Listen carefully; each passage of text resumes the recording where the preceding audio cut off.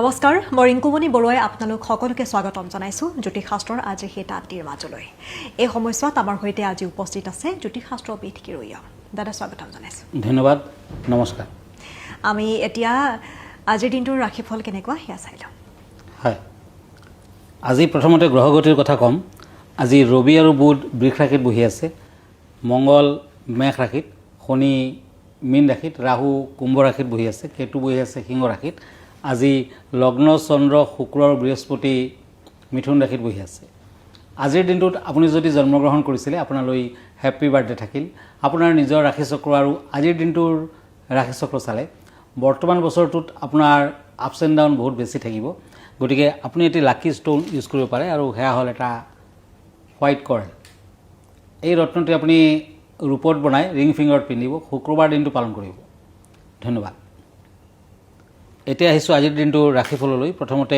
মেষ ৰাশিৰ ফলাফল কম cups and knight of swords এই দুখন কাৰ্ড মতে আজি কৰ্মস্থানত মধ্যম ফল পাব দূৰ ভ্ৰমণৰ যোগ দেখা যায় ঘৰ বাৰী বনোৱাৰ যদি পৰিকল্পনা কৰিছে উপকৃত হ'ব দাম্পত্যত হ'ব নতুন ব্যৱসায় বাণিজ্যৰ আৰম্ভণি কৰিব পাৰে আজি তুলসী গছত গাখীৰ মিশ্ৰিত পানী দিয়ক ভাল হ'ব হোৱাইট কালাৰ লাকি পাৰ্পল কালাৰ আনলাকি লাকি নম্বৰ 2 বৃষ ৰাশি টৰাছ পেণ্টাকুলছ এণ্ড নাইট অফ ওৱান্স আজি কোনো সংবাদে মানসিক অশান্তি বৃদ্ধি কৰিব পাৰে পিছবেলা ভ্ৰমণ নকৰিব সামাজিক কামত ব্যস্ততা বৃদ্ধি পাব প্ৰেমত বাধা আছে আজি সৰিয়হৰ তেলত অলপ কলা জিৰা ভাজি ল'ব আৰু নদীৰ পানীত উটুৱাই দিয়ক ভাল হ'ব orange colour lucky green colour unlucky লাকি নম্বৰ 5 ঠিক আছে আমি আনকেইটা ৰাশিফলৰ মাজলৈ আগবাঢ়িম দাদা আজিৰ এই ৰাশিসমূহৰ যাত্ৰা কেনেকুৱা গ্ৰহগতি কেনেকুৱা প্ৰভাৱ পৰিব নেকি কিবা হয় নিশ্চয় আজি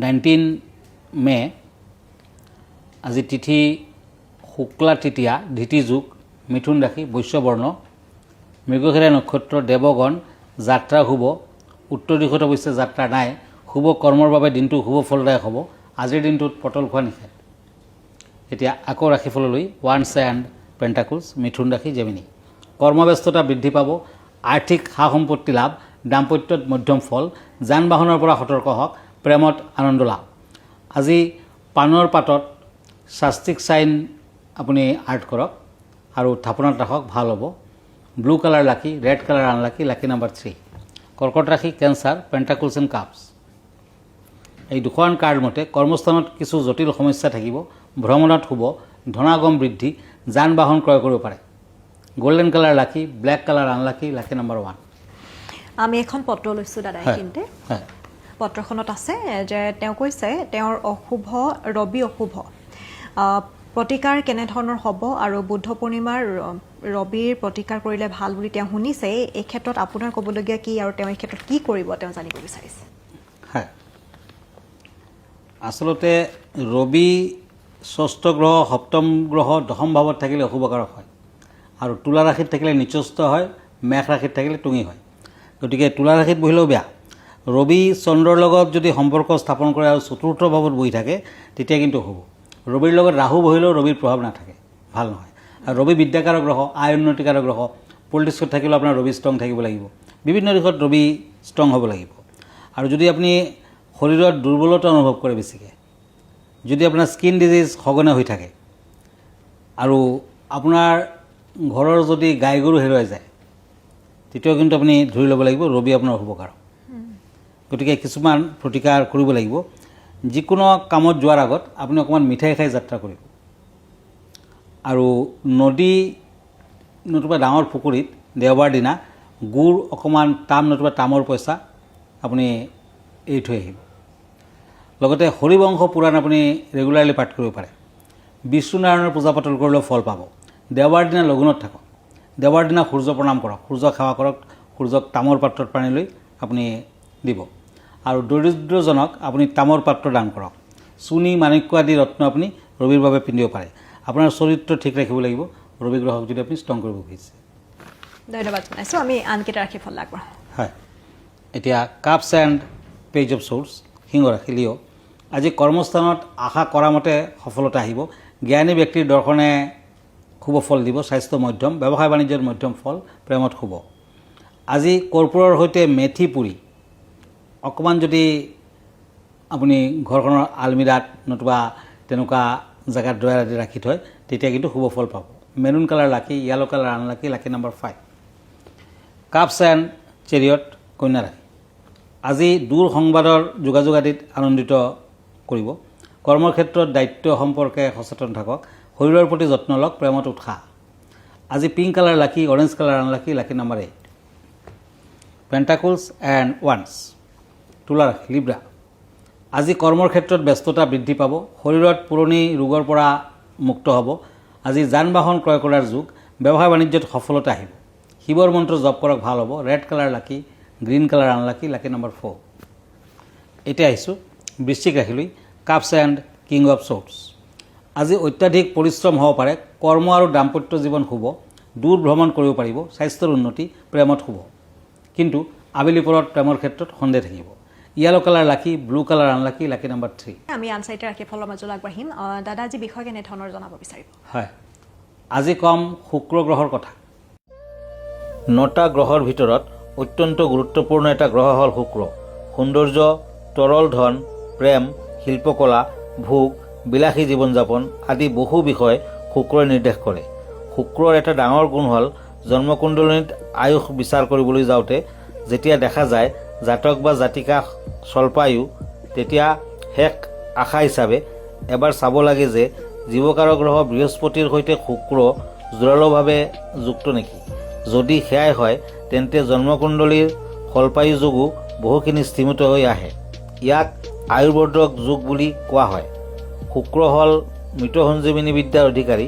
মৃতকৰ মাজতো প্ৰাণ সঞ্চাৰ কৰাৰ ক্ষমতা তেওঁৰ আছে। আমাৰ ভাৰতীয় সনাতন জ্যোতিষত এই কথাটো বুজাবলৈ পুৰাণৰ এটা কাহিনী সংযোগ কৰা হৈছে। বৃহস্পতিয়ে মৃত সঞ্জীৱনী বিদ্যা লাভ কৰিছিল দৈত্যগুৰু শুক্ৰাচাৰ্যৰ পৰাই। এইবাবেই জন্মকুণ্ডলীত বৃহস্পতিৰ সৈতে শুক্ৰ জোৰালোভাৱে যুক্ত হ'লে সেয়া এটা আয়ুৰ্বৰ্ধক যোগ হয়। শুনা যাওক গল্পটো। কচ আৰু দেৱযানীৰ গল্প। বৃহস্পতি দেৱগুৰু হ'লেও তেওঁৰ চৰিত্ৰ একেবাৰে কলংকমুক্ত নাছিল। শুক্ৰাচাৰ্যৰ চৰিত্ৰত আছিল একেবাৰে স্ফটিকৰ দৰে স্বচ্ছ। সেইবাবে মৃত সঞ্জীৱনী বিদ্যাৰ মন্ত্ৰ মহাদেৱে তেওঁক দিছিল। দেৱতাসকলে মহা বিপদত পৰিল। তেতিয়া দেৱগুৰু বৃহস্পতিয়ে তেওঁৰ পুত্ৰ কচক শুক্ৰাচাৰ্যৰ ওচৰলৈ স্মদ্মবেশত ছাত্ৰ হিচাপে পঠিয়াই দিলে আৰু ক'লে যে যিকোনো প্ৰকাৰে তেওঁৰ পৰা মৃত সঞ্জীৱনী মন্ত্ৰ শিকি আহিব লাগে। শুক্ৰাচাৰ্যৰ পাঠশালালৈ গৈ কেইদিনমানৰ ভিতৰত কচ কেৱল গুৰুৰ প্ৰিয়ই নহ'ল, তেওঁৰ কন্যা দেৱযানীৰ সৈতেও এটা প্ৰেমৰ সম্পৰ্ক গঢ়ি তুলিলে। কিন্তু ৰাক্ষসসকলে কচক চিনি পাই একাধিকবাৰ হত্যা কৰিলেও বাৰে বাৰে তেওঁৰ কন্যা দেৱযানীৰ অনুৰোধত শুক্ৰাচাৰ্যই কচক মৃত সঞ্জীৱনী মন্ত্ৰেৰে জীয়াই তুলিলে।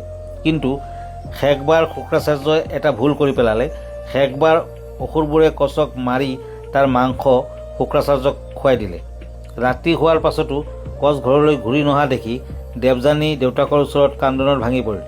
শুক্ৰাচাৰ্যই ধ্যানৰ মাধ্যমেৰে বুজিব পাৰিলে যে কচ তেওঁৰ পেটৰ ভিতৰতে আছে। তেওঁ মহা বিপদত পৰিল। এতিয়া কচক বচাবলৈ গ'লে তেওঁ নিজে মৰিব লাগিব। তেতিয়া শুক্ৰাচাৰ্যই ধ্যানৰ মাজতে পেটত থকা কচক মৃত সঞ্জীৱনী মন্ত্ৰ শিকাই দিলে। ক'লে, এই মন্ত্ৰৰ বলেৰে প্ৰথমে মই তোমাক বচাম, তাৰ পাছত মোক মাৰি মোৰ শৰীৰৰ ভিতৰৰ পৰা ওলাই আহি তুমি মোক পুনৰ জীয়াই তুলিবা। বাছ, শুক্ৰাচাৰ্যই নিজে কচক সেই মন্ত্ৰ শিকাই দিলে।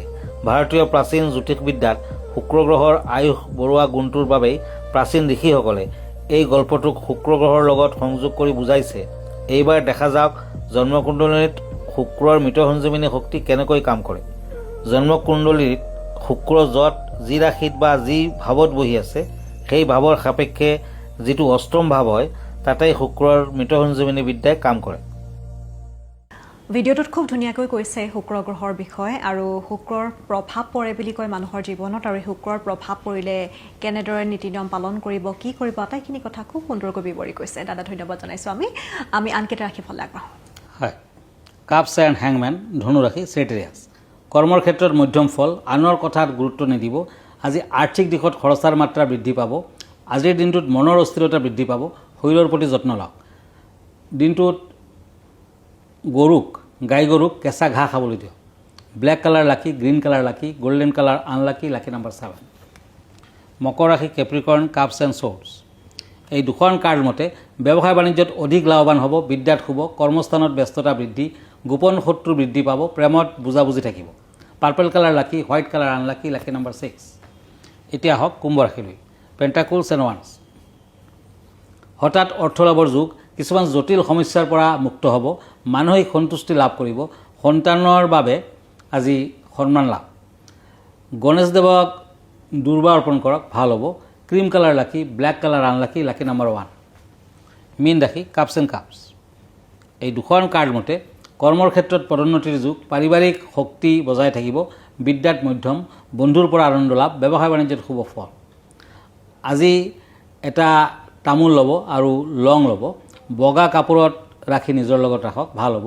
গ্ৰীণ কালাৰ, হোৱাইট কালাৰ লাকি, মেৰুণ কালাৰ আনলাকি, লাকি নম্বৰ 9। ধন্যবাদ জনাইছোঁ। আমি অনুষ্ঠানটো সামৰিম। আমি দৰ্শকক জনাই থওঁ যে যদিহে আপোনালোকে আপোনালোকৰ জীৱনৰ সমস্যাসমূহক লৈ উদ্বিগ্ন হৈ আছে, সেই সমস্যাসমূহৰ সমাধান বিচাৰে, তেনেহ'লে আপোনালোক আহক। গুৱাহাটী মহানগৰীৰ পল্টন বজাৰত ৰত্নকুবেৰ নামেৰে দাদাৰ চেম্বাৰ আছে আৰু অহাৰ পূৰ্বে কিন্তু আপোনালোকে এটা ফোন কৰিব লাগিব, লৈ ল'ব লাগিব একোটাকৈ এপইণ্টমেণ্ট। দাদা, আপোনাৰ ঠিকনাটো সুন্দৰকৈ জনাই দিয়ক সকলোকে। হয়, আপুনি মোক ফেচবুকত পাব, ইনষ্টাগ্ৰামত পাব, মই ইউটিউবতো আছোঁ। আৰু এভৰি ছানডে ৰাতি 9টামান বজাত মই ফেচবুক লাইভত থাকোঁ। আমাৰ ঠিকনা এষ্ট্ৰলজাৰ কিৰো য়াং, Ratnakuber gems and jewellery, Paltan Bazar, Manipuri বস্তি, গুৱাহাটী 7। ফোন নম্বৰটো হ'ল 8822911171 আৰু এটা নম্বৰ হ'ল 9957421212। আমাৰ ইমেইল এড্ৰেছটো হ'ল kiroyangastrologer@kiroyang.com। ধন্যবাদ, নমস্কাৰ।